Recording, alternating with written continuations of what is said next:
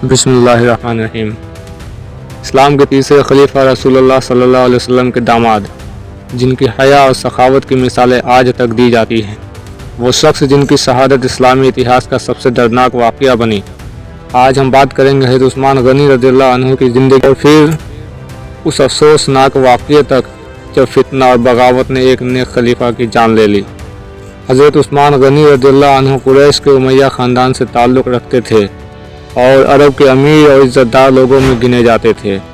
وہ بچپن سے ہی نرم مزاج، حیا والے اور سچائی پسند تھے۔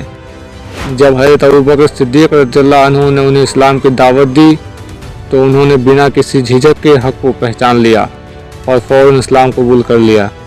وہ شروعاتی مسلمانوں میں سے تھے اور انہیں عشرہ مبشرہ یعنی جنت کی خوشخبری پانے والے 10 صحابہ میں شامل کیا گیا۔ اسلام لانے کے بعد حضرت عثمان غنی رضی اللہ عنہ نے نبی کریم صلی اللہ علیہ وسلم کی بیٹی حضرت رقیہ سے نکاح کیا۔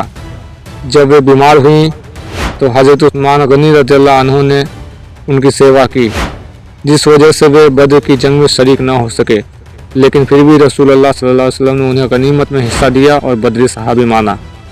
حضرت رقیہ رضی اللہ عنہ کے انتقال کے بعد رسول اللہ صلی اللہ علیہ وسلم نے اپنی دوسری بیٹی حضرت ام کلثوم رضی اللہ عنہ سے ان کا نکاح کرا دیا۔ اس وجہ سے انہیں ذو النورین، 2 نوروں والے کہا جاتا ہے، کیونکہ وہ نبی پاک صلی اللہ علیہ وسلم کی 2 بیٹیوں کے شوہر بننے کا شرف پانے والے اکلوتے شخص ہیں۔ حضرت عمر فاروق رضی اللہ عنہ کی شہادت کے بعد حضرت عبد الرحمن بن عوف رضی اللہ عنہ کو نئے خلیفہ کے چناؤ کی ذمہ داری دی گئی۔ انہوں نے صحابہ اور عوام سے مشورہ کیا اور زیادہ تر لوگوں نے حضرت عثمان غنی رضی اللہ عنہ کا نام پسند کیا۔ اس کے بعد وہ اسلام کے تیسرے خلیفہ بنے۔ حضرت عثمان غنی رضی اللہ عنہ قرآن کی الگ الگ قراءات کو ایک روپ میں لانے کے لیے آدھکارک نسخے تیار کرائے اور انہیں الگ الگ اسلامی ریاستوں میں بھیجا۔ وہ انہی کی پہل کا نتیجہ ہے۔ ان کے دور میں اسلامی سلطنت فارس، خراسان، افریقہ اور اناطولیہ تک پھیل گئی۔ ان کے دور میں مسلمانوں نے سمندر میں بھی جہاد کیا اور رومنوں کو شکست دی۔ انہوں نے کئی جگہوں پر کنویں کھدوائے، مسجد نبوی کا وستار کرایا اور سڑکوں اور پلوں کا نرمان کرایا۔ حضرت عثمان غنی رضی اللہ عنہ کی شہادت اسلامی کے اتحاد کا سب سے افسوسناک واقعہ تھا، جو اسلامی حکومت کے اندر پہلی بار بغاوت اور فتنے کی وجہ سے ہوا۔ باغی کون تھے؟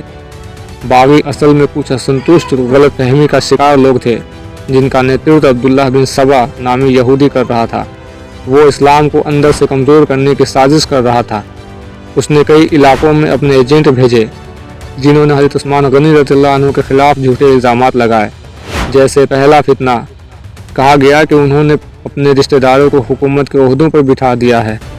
افواہ پھیلائی گئی کہ وہ صرف امیہ خاندان کا بھلا چاہتے ہیں۔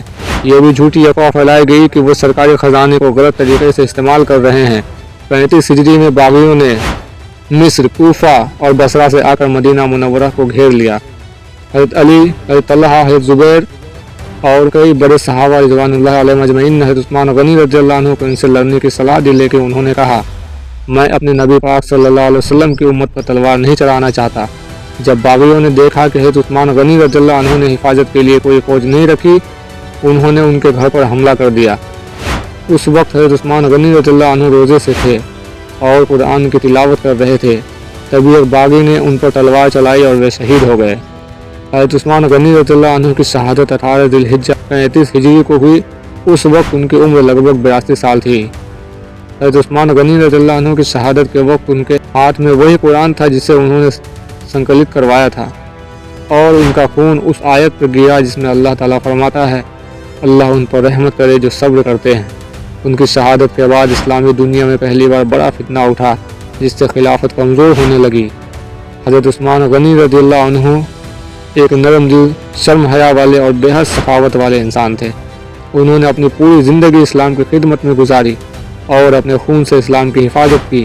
ان کی شہادت قیامت تک اس بات کی گواہی دیتی رہے گی کہ انہوں نے اپنی جان اسلام پر قربان کر دی۔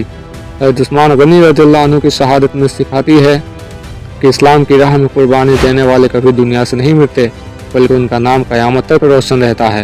ان کی حیا، ان کی سخاوت اور ان کی استقامت ہم سب کے لیے ایک مثال ہے، لیکن افسوس فتنہ اور بغاوت نے اسلام کی اس روشنی کو بجھانے کی کوشش کی۔